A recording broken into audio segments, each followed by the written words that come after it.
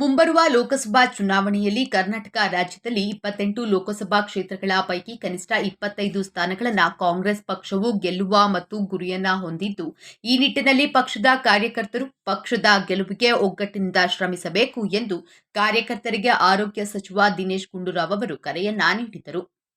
ಅವರು ಇಂದು ಕಾವಲಂತೆ ಬಳಿ ಇರುವ ನೀಲಾಂಬಿಕೆ ಕಲ್ಯಾಣ ಮಂಟಪದಲ್ಲಿ ಚಾಮರಾಜನಗರ ಮತ್ತು ಮೈಸೂರು ಜಿಲ್ಲಾ ಗ್ರಾಮಾಂತರ ಕಾಂಗ್ರೆಸ್ ಸಮಿತಿ ವತಿಯಿಂದ ಚಾಮರಾಜನಗರ ಲೋಕಸಭಾ ಕ್ಷೇತ್ರದ ಆಕಾಂಕ್ಷಿಗಳ ಹಾಗೂ ಕಾರ್ಯಕರ್ತರ ಪೂರ್ವಭಾವಿ ಸಭೆಯಲ್ಲಿ ಕಾಂಗ್ರೆಸ್ ಪಕ್ಷದ ವೀಕ್ಷಕರಾಗಿ ಭಾಗವಹಿಸಿ ಮಾತನಾಡುತ್ತಾ, ಕಳೆದ ಬಾರಿ ಮಾಡಿದ ತಪ್ಪುಗಳನ್ನು ಈ ಬಾರಿ ಲೋಕಸಭಾ ಚುನಾವಣೆಯಲ್ಲಿ ಯಾವುದೇ ರೀತಿಯ ಗೊಂದಲ ಮತ್ತು ತಪ್ಪುಗಳನ್ನು ಮಾಡದೆ ಒಗ್ಗಟ್ಟಿನಿಂದ ಪಕ್ಷದ ಕಾರ್ಯಕರ್ತರು, ಮುಖಂಡರುಗಳು ಚಾಮರಾಜನಗರ ಲೋಕಸಭಾ ಕ್ಷೇತ್ರದಲ್ಲಿ ಕಾಂಗ್ರೆಸ್ ಪಕ್ಷವನ್ನ ಗೆಲುವು ಸಾಧಿಸಲು ಶ್ರಮ ವಹಿಸಬೇಕು ಎಂದು ಹೇಳಿದ ಅವರು, ಈಗಾಗಲೇ ಸಭೆಯಲ್ಲಿ 8 ಜನ ಆಕಾಂಕ್ಷಿಗಳು ತಮ್ಮ ತಮ್ಮ ಅಭಿಪ್ರಾಯಗಳನ್ನು ಸಭೆಯಲ್ಲಿ ತಿಳಿಸಿದ್ದಾರೆ.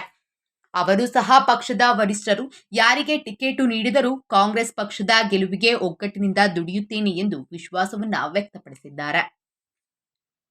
ಆದ್ದರಿಂದ ಮುಂಬರುವ ಲೋಕಸಭಾ ಚುನಾವಣೆಗೆ ಈಗಿನಿಂದಲೇ ಕಾಂಗ್ರೆಸ್ ಪಕ್ಷದ ಕಾರ್ಯಕರ್ತರು ನಮ್ಮ ಕಾಂಗ್ರೆಸ್ ಸರ್ಕಾರ ಜಾರಿಗೆ ತಂದಿರುವ ಜನಪದ ಯೋಜನೆಗಳನ್ನು ಪ್ರತಿ ಮನೆ ಮನೆಗೂ ತಿಳಿಸಿ ಕಾಂಗ್ರೆಸ್ ಪಕ್ಷದ ಗೆಲುವಿಗೆ ಒಗ್ಗಟ್ಟಿನಿಂದ ಶ್ರಮಿಸಬೇಕು ಎಂದು ಆರೋಗ್ಯ ಸಚಿವ ಹಾಗೂ ಚಾಮರಾಜನಗರ ಲೋಕಸಭಾ ವೀಕ್ಷಕರಾದ ದಿನೇಶ್ ಗುಂಡೂರಾವ್ ಅವರು ತಿಳಿಸಿದರು.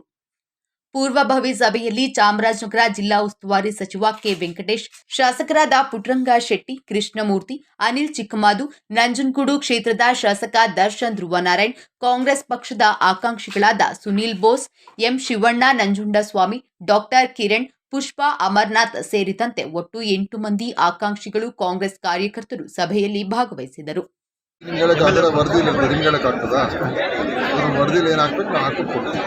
ಸರ್, ಸಚಿವ ಮಹಾದೇವಪ್ಪ ಅವರ ಹೆಸರು ಸಹ ಕೇಳಬಹುದು. ಇಲ್ಲಿ ಅವ್ರನ್ನ ತಯಾರಾಗಿದೆ ಅಂತ ಹೇಳಿ ಹೈಕಮಾಂಡ್ ಸೂಚನೆ ಕೊಟ್ಟಿದೆ ಅಂತ.